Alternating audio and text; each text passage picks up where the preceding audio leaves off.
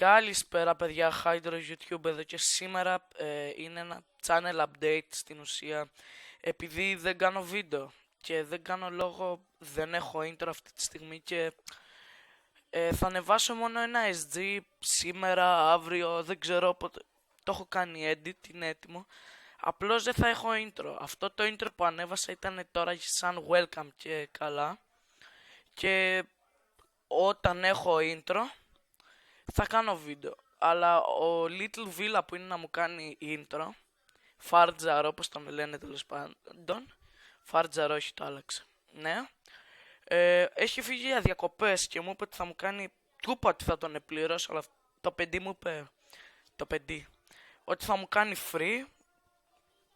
Τον ευχαριστώ πάρα πολύ, κανάλι στην περιγραφή.